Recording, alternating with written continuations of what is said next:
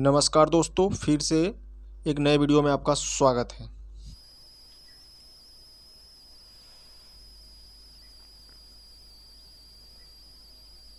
Yes friend, तो जैसा कि पहला चैप्टर क्या दे रखा है कि प्रकाश का परावर्तन तथा अपवर्तन। ठीक है, ये टॉपिक हमारा। तो हम पहले पढ़ेंगे प्रकाश का परावर्तन, कि प्रकाश का परावर्तन क्या होता है।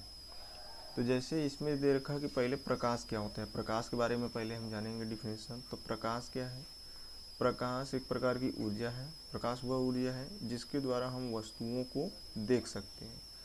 तो प्रकाश की ये हो गई डिफिनेशन कि प्रकाश क्या है। प्रकाश एक प्रकार की ऊर्जा है जिससे हम वस्तुओं को क्या कर सकते हैं, देख सकते हैं। जैसे यहाँ पेंसिल है, पेंसिल को हम देख पा रहे हैं तो ऊर्जा के हेल्प से देख पा रहे हैं। ठीक है, तो इसी तरीके से जैसे अब प्रकाश के गुण, अब प्रकाश के क्या क्या गुण होते हैं। जैसे पहला, प्रकाश सरल सीधी रेखा में गमन करती है। तो सभी लोग जानते हैं कि प्रकाश कैसे गमन करती है, स्ट्रेट यानी सीधी रेखा में गमन करती है। और दूसरा इसकी प्रॉपर्टी क्या है, प्रॉपर्टी दे रखा है कि प्रकाश विद्युत चुंबकीय तरंग है, इसलिए इसे संचरण के लिए माध्यम की आवश्यकता नहीं होती है। क्या हुआ इसका मतलब? इसका मतलब ये हुआ कि जो लाइट है, लाइट यानी प्रकाश, प्रकाश को गमन करने के लिए किसी माध्यम की आवश्यकता नहीं होती। क्यों? क्योंकि ये क्या है, एक विद्युत चुंबकीय तरंग है।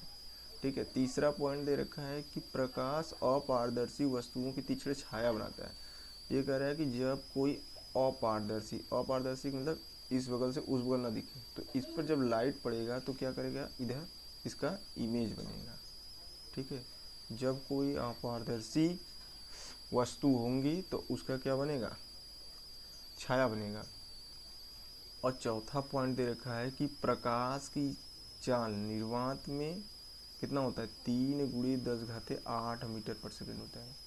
ठीक है, कितना होता है दोस्तों, 3 × 10⁸ मीटर पर सेकेंड होता है प्रकाश की चाल निर्वात में। अब दूसरा है प्रकाश का परावर्तन। तो प्रकाश का परावर्तन क्या है? प्रकाश का परावर्तन यानी उच्च कोटि की पालिश किया हुआ, कह रहा है उच्च कोटि की पालिश किया हुआ पृष्ठ, जैसे कि दर्पण अपने पर पड़ने वाले अधिकांश प्रकाश को क्या कर देता है, परावर्तित कर देता है। तो उसका परावर्तन कहलाता है। परावर्तन में मैं कह रहा है कि किसी एक भाग पर क्या हो, कलई किया गया हो, और दूसरे भाग से क्या होगा, इसका अधिकांश भाग, जब कोई प्रकाश इस पर लाइट पड़ेगा तो अधिकांश भाग क्या होगा, परावर्तित हो जाएगा। तो यही इसकी प्रकाश का परावर्तन का डिफिनेशन हो गया। नेक्स्ट आगे हम देखेंगे कि प्रकाश के परावर्तन के क्या नियम है। प्रकाश के परावर्तन के नियम, तो प्रकाश के परावर्तन के नियम दो हैं। प्रकाश के परावर्तन के कितने नियम है? प्रकाश के परावर्तन के दो नियम। जैसे पहला दे रखा है, पहला क्या है कि आपतन कोण और परावर्तन कोण दोनों क्या है, आपस में बराबर होते हैं। और दूसरा, आपतित किरण दर्पण के आपतन बिंदु पर अभिलंब, अभिलंब तथा परावर्तित किरण, और ये आपतित किरण क्या है, सभी एक ही तल में होते हैं। देखो इसको थोड़ा डायग्राम से समझेंगे। कह रहा है आपतन कोण परावर्तन कोण बराबर, जैसे ये हमारा क्या है, किरण आ रही है। ठीक है, तो ये हमारा कौन सा किरण है, आपतित किरण आ रही है। फिर यहाँ से रिफ्लेक्ट हुई इस पॉइंट से, फिर रिफ्लेक्ट होकर फिर इधर जा रही है, तो ये हमारा क्या होगी, परावर्तित किरण। और यहाँ पर जहाँ पर एक कट किए, जहाँ पर मिल रहे हैं आपतित किरण परावर्तित किरण, वहाँ से हमने क्या किया, एक अभिलंब को ड्रॉ कर दिया, एक लंब को ड्रॉ कर दिया, और जिसको क्या बोल रहे हैं, अभिलंब बोल रहे हैं। ये आपतन कोण क्या है, ये एंगल अभिलंब और आपतित किरण, ये हमारा आपतित किरण हो गया, ये हमारा अभिलंब हो गया। तो अभिलंब और आपतित किरण के बीच जो एंगल बना उसे क्या कर रहा है, आई, और इसको क्या बोल रहा है, आपतन कोण। ठीक उसी तरह अभिलंब और ये परावर्तित किरण है, इसके भी जो एंगल बढ़ रहा है उसको क्या कर रहा है, परावर्तन कोण। ठीक है, तो ये आपतन कोण हो गया, परावर्तन कोण हो गया। तो इसको देखेंगे, कर रहा है आपतन कोण परावर्तन कोण बराबर, तो आपतन कोण आई है, परावर्तन कोण आर है।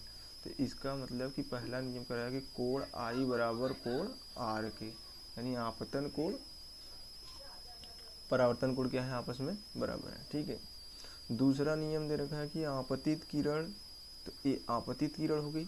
ठीक है, दर्पण के आपतन बिंदु पर ये अभिलंब खींचा गया, और तीसरा क्या लिखा था कि परावर्तित किरण, ये परावर्तित किरण हो गया।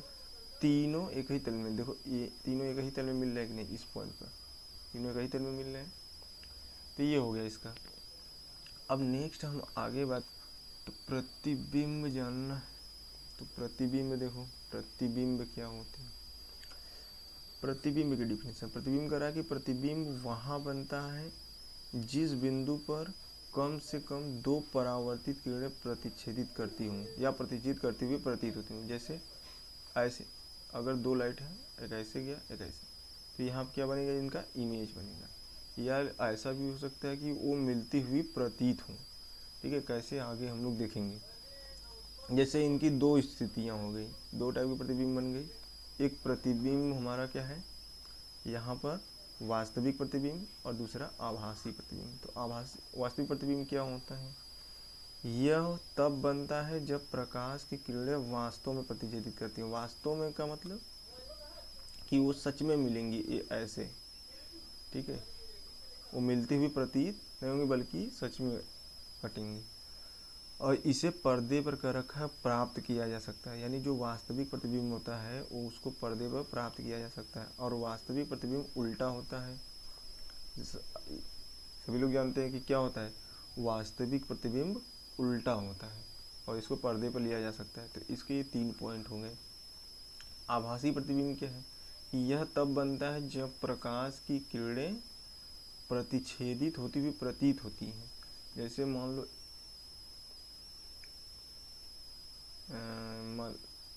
लो इस तरीके से कोई किरण गई, एक इधर से जा रही है, ठीक है, तो यहाँ से रिफ्लेक्ट बाद ऐसे जाएगी और कुछ इसमें ऐसे मान लो डॉट प्रतीत हो रही है।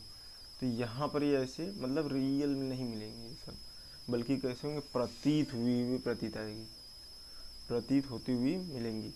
तो ये हमारा हो गया आभासी प्रतिबिंब। आभासी प्रतिबिंब दूसरा पॉइंट है कि इसे पर्दे पर प्राप्त नहीं किया जा सकता। यानी जो आभासी प्रतिबिंब है उसको पर्दे पर नहीं प्राप्त कर सकते।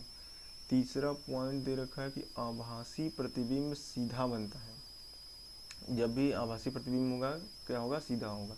यानी इन दोनों में डिफरेंस क्या है कि वास्तविक प्रतिबिंब को पर्दे पर लिया जा सकता है जबकि आभासी प्रतिबिंब को पर्दे पर नहीं लिया जा सकता।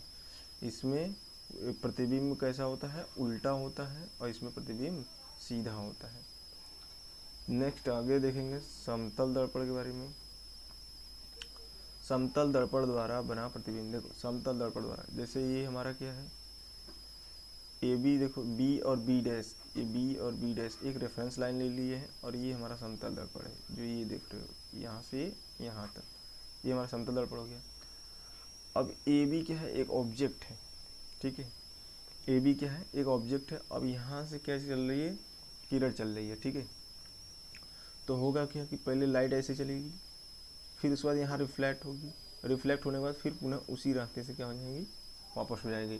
दूसरा हो सकता है कि ऐसे आएगी लाइट, अब यहाँ पर होगी। अब यहाँ पर हमने परावर्तन का नियम बताया कि ये हमारा क्या हो गया, ये यहाँ पर चूंकि ये इसका अभिलंब का काम करेगा और ये आपतन कोण आर के क्या होगा, बराबर होगा परावर्तन कोण के। यानी ये जितना एंगल होगा वही एंगल ए भी होगा, ठीक है। तो अब लाइट इधर से चली गई, तो ये हो गया दूसरा। अब ये देखो डैश डैश मिलती हुई प्रतीत हो रही है। ये लाइट क्या है, यहाँ से जो कि रिफ्लेक्ट होकर इधर चली गई, लेकिन यहाँ पर देखेंगे तो डैश डैश होते हुए कहीं इधर जा रही है।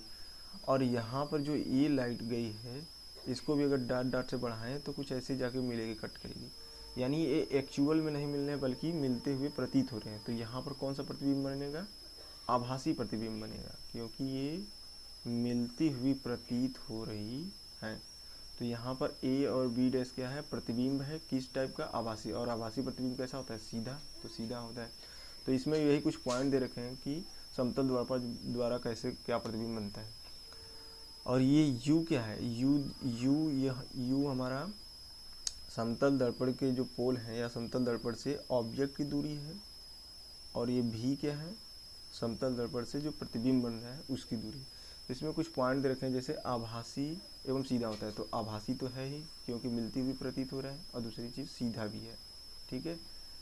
दूसरा कह रहा कि प्रतिबिंब का आकार वस्तु के आकार बराबर है। देखो जितना ऑब्जेक्ट की हाइट है सेम एकदम उतने ही प्रतिबिंब की हाइट है।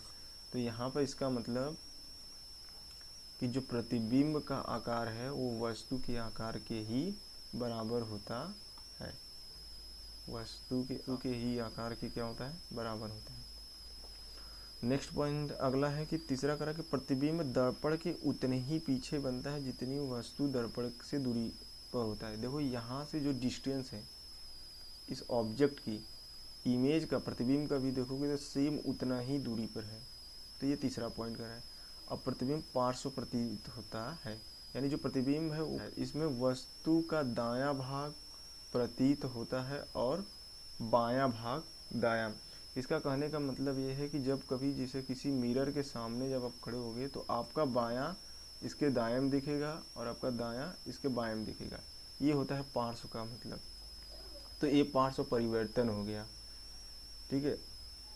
अब बाकी हम लोग नेक्स्ट वीडियो लेक्चर में पढ़ेंगे, तब गोली दर्पण से नेक्स्ट वीडियो लेक्चर में पढ़ेंगे।